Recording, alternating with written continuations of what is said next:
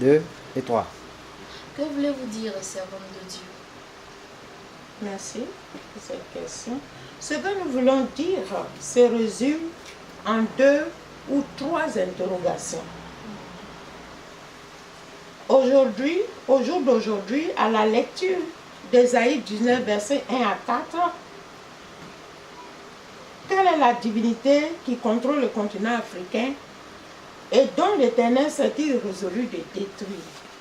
Deuxièmement, quel est le moyen d'expression commune actuel dans le continent africain? Troisième question, quel est le type de culte qu'entretient le continent africain à l'égard de l'Éternel?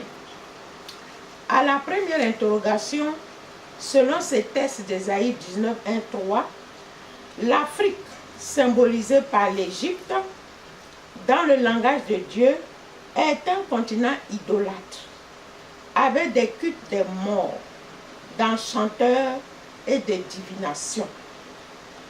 Donc, séparé du Dieu Elohim, le Dieu créateur, le Dieu d'Abraham, d'Isaac, de Jacob, Dieu Père de Jésus-Christ.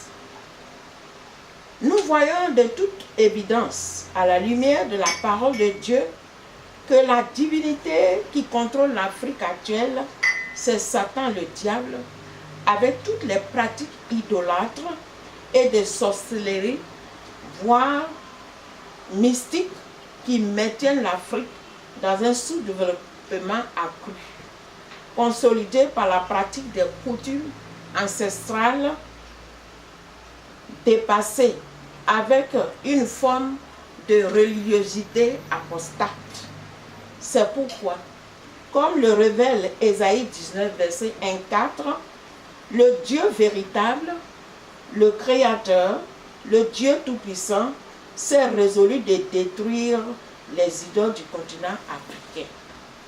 Si donc Dieu accomplit cette prophétie par amour, en détruisant les puissances des ténèbres qui incitent l'idolâtrie aux Africains, nous croyons que cela est une grande source d'espoir pour l'Afrique, qui est le continent de refuge de l'Éternel, où la première fête à l'Éternel fut célébrée, notamment la fête de la Pâque sans S, Exode 12 et 13, et qui consacrait la délivrance des Israélites face à Pharaon d'alors. Alors, servant de Dieu, qu'en est-il de la deuxième interrogation parlant du moyen d'expression? Merci.